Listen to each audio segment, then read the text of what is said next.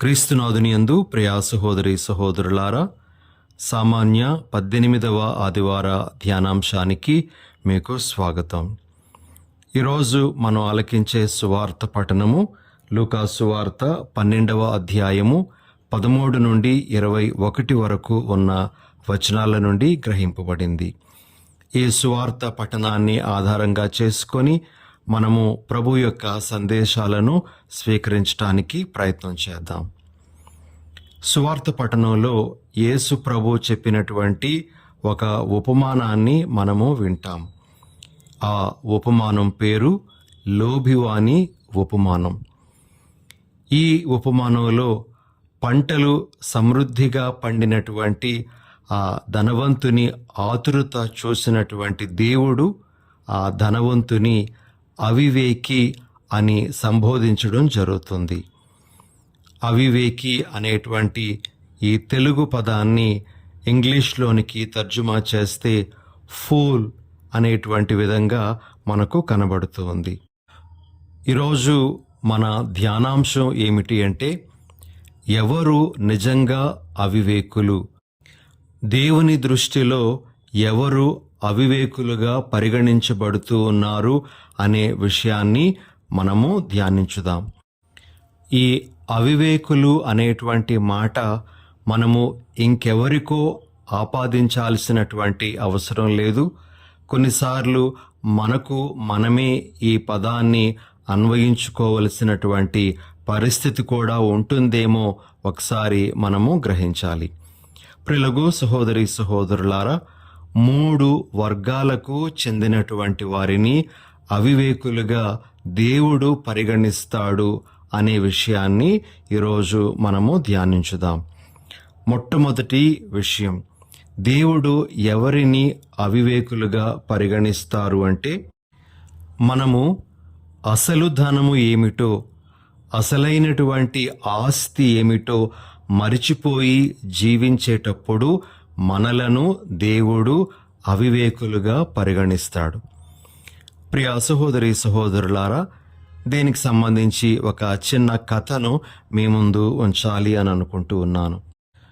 ఒకసారి ఒక ధనవంతుడు తన విచారణ గురువును తన ఇంటికి ఆహ్వానిస్తాడు, భోజనానికి ఆహ్వానిస్తాడు.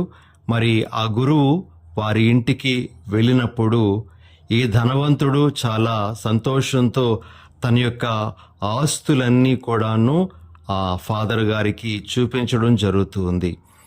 ఆ ధనవంతుడు ఈ విధంగా అంటాడు, ఫాదర్ గారండి, ఈ తూర్పు వైపు చూడండి, అక్కడ చాలా పెద్ద పెద్ద షాపింగ్ కాంప్లెక్స్లు కనిపిస్తూ ఉన్నాయి కదా, అవన్నీ నావే.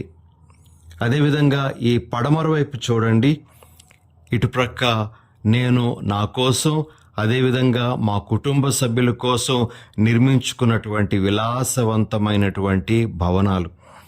అదేవిధంగా మీరు ఉత్తరం వైపు చూస్తే నేను నెలకొల్పినటువంటి వ్యాపారాలు, కంపెనీలు అవన్నీ కూడా మీకు కనబడతాయి. ఇక దక్షిణం వైపు అయితే నేను సంపాదించుకున్నటువంటి భూములు ఇవన్నీ కూడా ఉన్నాయి. ఒకప్పుడు నాకు ఏమీ లేదు, ఇప్పుడు 4 దిక్కులా నాకు ఆస్తులు ఉన్నాయి, తరగనంత ఆస్తిని నేను సంపాదించుకున్నాను అని గర్వంతో ఫాదర్ గారికి చెప్తాడు.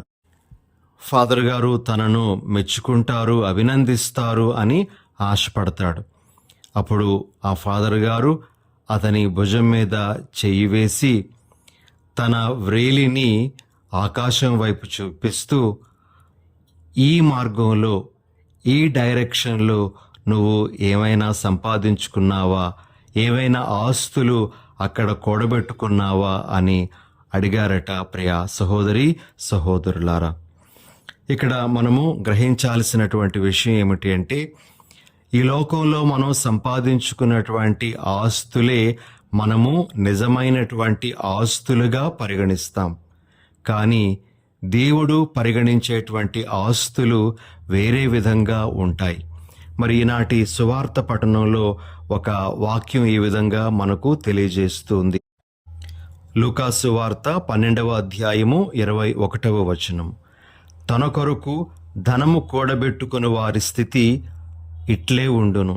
వారు దేవుని దృష్టిలో భాగ్యవంతులు కారు. ప్రియ సహోదరి సహోదరులారా, నిజంగా మనము దేవుని దృష్టిలో భాగ్యవంతులము, స్థితిమంతులముగా కనబడాలి అంటే మనం ఏం చేయాలో బైబిల్ మనకి తెలియజేస్తూ ఉంది. 2 వాక్యాలను ఈ సందర్భంలో మనము ధ్యానించుకుందాం. మొట్టమొదటి వాక్యము ఈనాటి 2వ పఠనం నుండి మనం గ్రహించేటువంటి వాక్యం. పౌలు గారు కొలొస్సీలకు వ్రాసినటువంటి లేఖ 3వ అధ్యాయము 2వ వచనం. మీరు మీ మనస్సులను ఇచ్చట భూమిపై గల వస్తువుల మీద కాక అచ్చట పరలోకమందు గల వస్తువులపైన లగ్నము చేయుడు అని యేసుప్రభు చెప్తూ ఉన్నారు. కాబట్టి ప్రియ సహోదరి సహోదరులారా, మన ఆస్తులు అనేటువంటివి ఈ లోకానికి సంబంధించినటువంటి వాటిగా దేవుడు పరిగణించడు. నిజమైనటువంటి ఆస్తిని మనము పరలోకంలో కూడబెట్టుకోవాలి అని మనకు ప్రభు తెలియజేస్తున్నారు. అదేవిధంగా మత్తయి సువార్త 6వ అధ్యాయము 19-20 వచనాలను మనం చూసినట్లయితే ప్రభు ఈ విధంగా మనతో మాట్లాడతారు. ఈ లోకములో సంపదలు కూడబెట్టుకొనవలదు, చెదపురుగులు త్రుప్పు వానిని తినివేయును, దొంగలు కన్నము వేసి దోచుకుందురు. కావున నీ సంపదలను పరలోకమందు కూడబెట్టుకొనుము.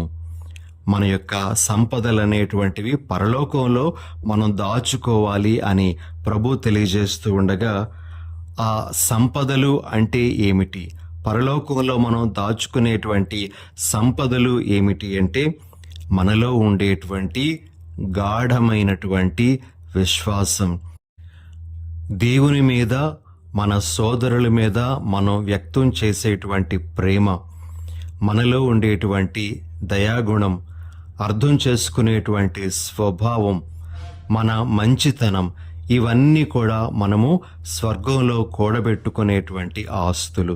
కాబట్టి ప్రియ సహోదరి సహోదరులారా, మనము నిజమైనటువంటి ధనము ఏమిటో ఎల్లప్పుడూ గుర్తెరిగి జీవించాలి. నిజమైనటువంటి ధనము, ఆస్తి ఏమిటో మనము గుర్తించలేనప్పుడు మనము కూడా అవివేకులముగానే పరిగణించబడతాము. ఆ దేవుడు మనలను ఓరి అవివేకి అని పిలుస్తారు అని చెప్పడంలో ఏమాత్రం సంశయం అవసరం లేదు. ఇక 2వ విషయం ప్రియ సహోదరి సహోదరులారా, దేవుని దృష్టిలో ఎవరు అవివేకులు, దేవుడు ఎవరిని అవివేకులుగా పరిగణిస్తారు అంటే, మనము ఇంకా అనేక సంవత్సరాలు బ్రతికేస్తాము, ఆ సంవత్సరాలకు సరిపడేంత డబ్బు మనం కూడబెట్టుకోవాలి అనేటువంటి ఆలోచన మనకు ఉండేటప్పుడు మనము దేవుని దృష్టిలో అవివేకులముగానే పరిగణించబడతాం. మనము ఈరోజు ఆలకించినటువంటి లోభివాని ఉపమానములో లూకాసు వార్త 12వ అధ్యాయం 19వ వచనంలో ఆ ధనవంతుడు ఈ విధంగా తనతో తాను మాట్లాడుకుంటూ ఉన్నాడు. నా ప్రాణమా, నీకు అనేక సంవత్సరములకు సరిపడు గొప్ప సంపదలున్నవి, సుఖముగా ఉండు, తిని త్రాగి ఆనందింపుము అని. ఇక్కడ ఈ ధనవంతుడు మరిచిపోయిన విషయం ఏమిటి అంటే, తన జీవిత కాలము చాలా క్షణికము అనే విషయాన్ని. తాను చాలా సంవత్సరాలు ఇక బ్రతికేయబోతున్నాడు, ఆ సంవత్సరాలకు సరిపడా ఆస్తులన్నీ తన దగ్గర ఉన్నాయి అనేటువంటి ఆ గర్వంతో అతడు ఆ విధంగా మాట్లాడుతున్నాడు. ప్రియమైన సహోదరి సహోదరులారా, మన జీవిత కాలము క్షణికము అనే విషయాన్ని మనము మరిచిపోతే మనము కూడా దేవుని దృష్టిలో అవివేకులంగానే పరిగణించబడతాం.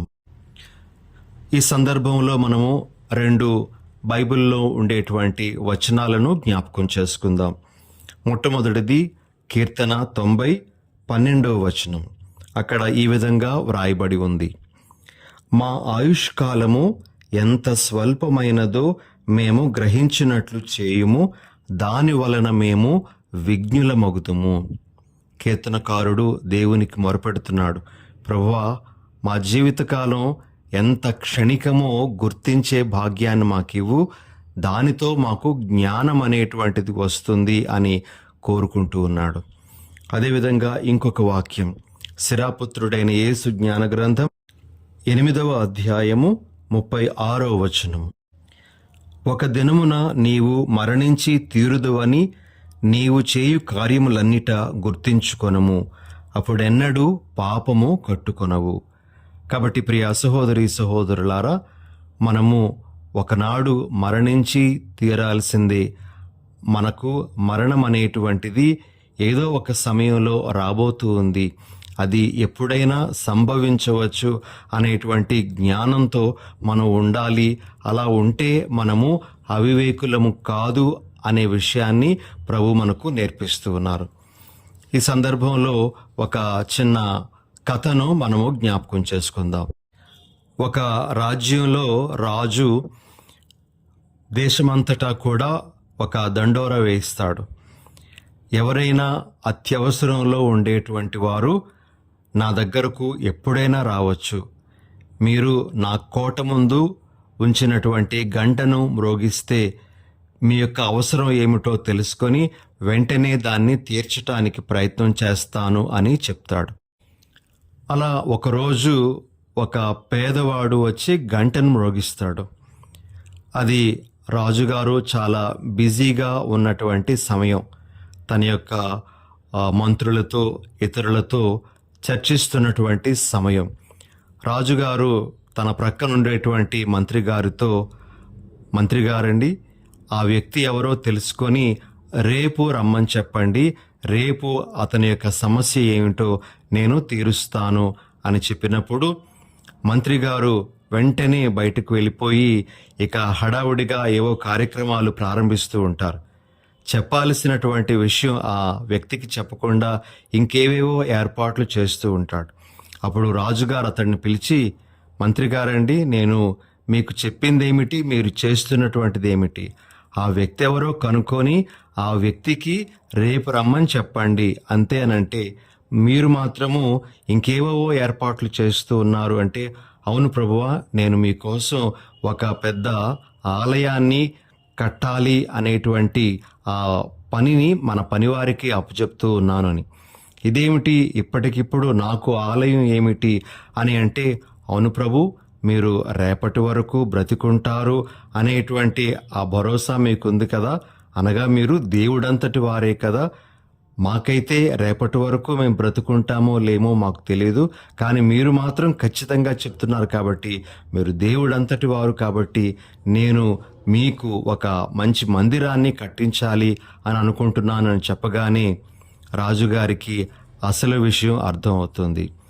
మంత్రి నాకేదో చెప్పటానికే ఈ చిన్న ఆలోచన చేశాడు అని గ్రహించి మరి వెంటనే ఆ వ్యక్తి ఎవరో కనుక్కొని ఇప్పటికిప్పుడే అతడి యొక్క అవసరాన్ని తీర్చండి అని చెప్పడం జరుగుతుంది.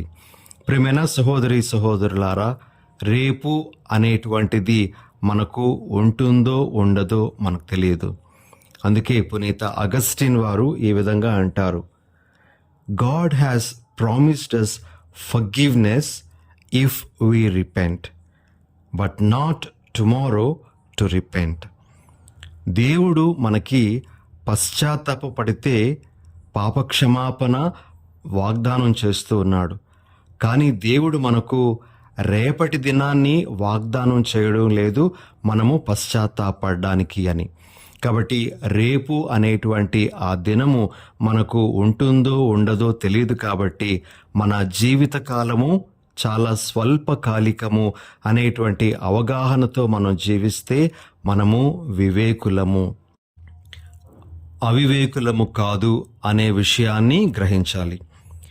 ఇక మూడో విషయం, ప్రియ సహోదరి సహోదరులారా, దేవుని దృష్టిలో ఎవరు అవివేకులు అంటే, అంతా మా కృషి ఫలితమే, మేము సాధించిందంతా మా యొక్క శ్రమే అని భావించి దేవుని యొక్క ప్రస్తావన తీసుకుని రాకుండా జీవించేవారంతా కూడా అవివేకులే.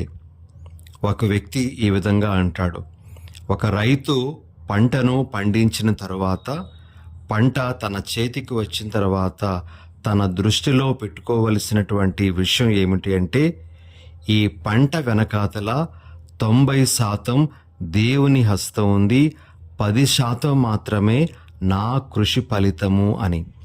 అదేవిధంగా మనం చేసేటువంటి ఏ పనైనా సరే, మనం సాధించే ఏ విజయం వెనకైనా సరే దేవుని యొక్క హస్తం ఉంది అనే విషయాన్ని మనం మర్చిపోకూడదు. దేవుని యొక్క హస్తము 90% పాటు మనకు తోడుగా ఉంటే 10% మాత్రమే మన కృషి ఫలితం. ఆ 10% మనకు విజయాన్ని తీసుకొని రాలేదు, కానీ దేవుడు మనకిచ్చినటువంటి ఆ దీవెనే మనకు విజయాన్ని తీసుకొని వస్తుంది అనే విషయాన్ని మనం గ్రహించాలి. ఈనాటి లోబివాని ఉపమానంలో మనము ఆ లోబివాడు పడినటువంటి ఆతురతను చూస్తూ ఉన్నాం.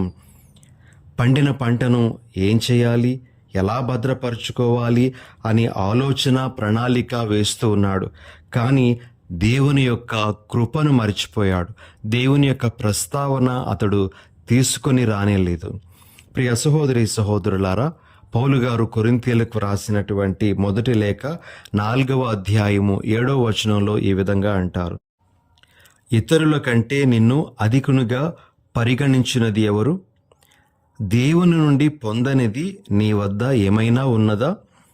మరి ఈ విధముగా పొందినదైతే నీకు ఉన్నది దేవుడు ఇచ్చిన దానము కాదని నీవెట్లు గర్వింపగలవు? ప్రియులకు సహోదరి సహోదరులారా, మనకున్నదంతా కూడా దేవుడు మనకు వసగినటువంటి ఉచిత దానము అని మనం గ్రహించాలి. మన తెలివితేటలు కావచ్చు, మన శక్తియుక్తులు కావచ్చు, ఇవన్నీ కూడా దైవ ప్రసాదితములు అని మనం గ్రహించాలి. కేవలము మన కృషి ఫలితమే అని ఎప్పుడూ కూడా భావించకూడదు. అదేవిధంగా పౌలు గారు కొరింథీయులకు రాసినటువంటి మొదటి లేఖ 15వ అధ్యాయం 10వ వచనంలో ఈ విధంగా అంటారు: దేవుని అనుగ్రహము వలననే నేను ఇప్పుడున్న స్థితిలో ఉన్నాను అని. ప్రియ సహోదరి సహోదరులారా, మన జీవితాలలో దేవునికి గొప్పదైనటువంటి స్థానాన్ని మనము ఇవ్వాలి. దేవుడు లేకుండా మనము ఏమీ కూడా సాధించలేం. అందుకే యోహాను సువార్త 15వ అధ్యాయము 5వ వచనంలో యేసు ప్రభు ఈ విధంగా అంటారు: నేను లేక మీరు ఏమీ చేయజాలరు అని. ఎవరెవరైతే తమ జీవితంలో దేవునికి ఎటువంటి స్థానం ఇవ్వరో, తాము సాధించే విజయాల వెనుక దేవుని యొక్క హస్తాన్ని ఎవరైతే గుర్తించరో వారంతా అవివేకులే. ప్రియ సహోదరి సహోదరులారా, మనము ఆ విధంగా అవివేకులము కాకూడదు అని ప్రభు మనకు తెలియజేస్తూ ఉన్నారు. ఈరోజు ఈ విషయాలన్నీ ప్రభు మనకు నేర్పిస్తూ ఉన్నారు. ఆయన దృష్టిలో ఎవరు అవివేకులుగా ఉంటారు అంటే, మొట్టమొదటిగా మనము అసలైనటువంటి ధనము ఏమిటో గుర్తించకుండా జీవిస్తూ ఉంటే మనము దేవుని దృష్టిలో అవివేకులమే. మనము ఇంకా అనేక సంవత్సరాలు బ్రతికేస్తాము అనేటువంటి ఆలోచనతో ఉన్నట్లయితే దేవుని దృష్టిలో మనము అవివేకులమే. మనం చేసేదంతా మన కృషి ఫలితమే అని భావించి మనము గర్వపడుతూ ఉంటే, అతిశయపడుతూ ఉంటే మనము దేవుని దృష్టిలో అవివేకులమే. మనము ఆ విధంగా ఉండకూడదు అని ప్రభు మనకు తెలియజేస్తూ ఉన్నారు. ఈనాడు ఈ విషయాలన్నీ మన మనసులో పెట్టుకొని దేవుని దృష్టిలో మనము వివేకవంతులంగా జీవించే వరాన్ని ఆ ప్రభువే అనుగ్రహించాలి అని మనము ప్రార్థన చేసుకుందాం.